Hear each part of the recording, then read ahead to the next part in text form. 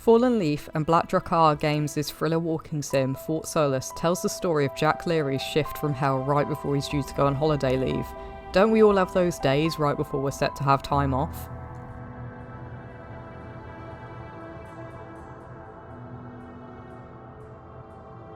Jack and his colleague Jessica are engineers on Mars and decide to respond to a routine alarm sounded by a nearby remote mining base, Fort Solis.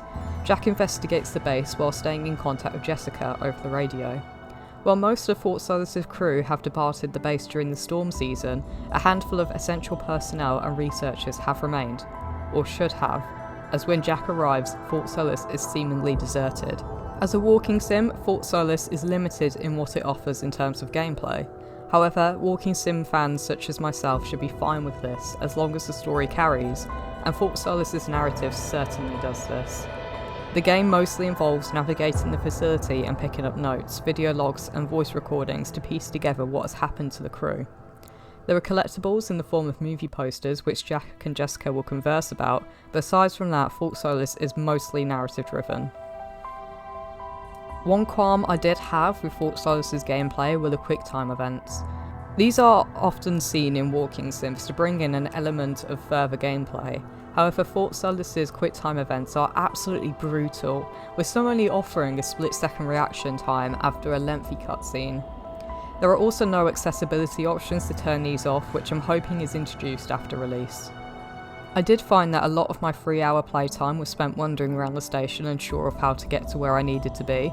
Fort Solis does have a map, however it's very small and you have to zoom right in to be able to read the room names. I also think the outside doors need to be added to the map, as I spent ages trying to work out how to get into the communications hub when I didn't have clearance to get through the hallway door, unknowing that I needed to go outside and access it from there. Of course, it doesn't help that Fort Solis is yet another example of slow and clumsy movement in walking sims that we see so often. Of course, where Fort Solis truly shines is for its story, which is backed up by gorgeous graphics, with the game being developed on the Unreal Engine 5, and the atmospheric music which grows more intense as Fort Solis progresses. I was so compelled by this mystery that I finished the game in one sitting, which it's the perfect length for doing so. Fort Solis is very well paced and does a superb job of building tension. The story was in-depth enough for me to hold my interest and also short enough that there wasn't a moment where I got bored. But what really carried the story was the absolutely tremendous job by Fort Solis' star-studded cast. Troy Baker is undoubtedly the biggest name among them, though Jack and Jessica, voiced by Roger Clark and Julia Brown in particular, were truly great characters. Okay, I've lost the update. It's time to head to the LCD. Agreed. I'm on my...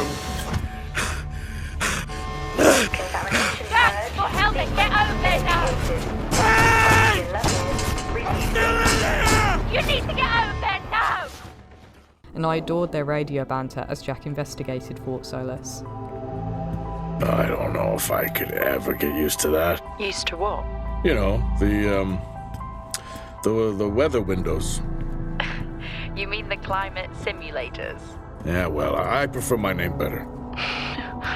Why am I not surprised? Honestly? I couldn't help myself. I'm already down here with nothing but a helmet light. I don't need a soundtrack. I also loved Jack as the lead protagonist. He isn't the traditional gruff male lead that we're so used to seeing in video games. Ah! Look at that little guy go. How's the search going? It's ongoing. Yeah, sounds it. He has a silly sense of humour and a ridiculously laid-back attitude, so much so that he's constantly teased by Jessica for his lack of movie logic when failing to recognise clear red flags. Your comms just went local. Please tell me you didn't remove your helmet. Oh, you know I don't like to wear it all the time. I can't believe you actually removed it on site. Oxygen levels are stable. It's not natural to wear it that long. Though this is possibly due to the amount of beer he consumed in the lobby area. And also he has a tendency to get overly distracted with some of the interactable items in the station, such as a Rubik's Cube.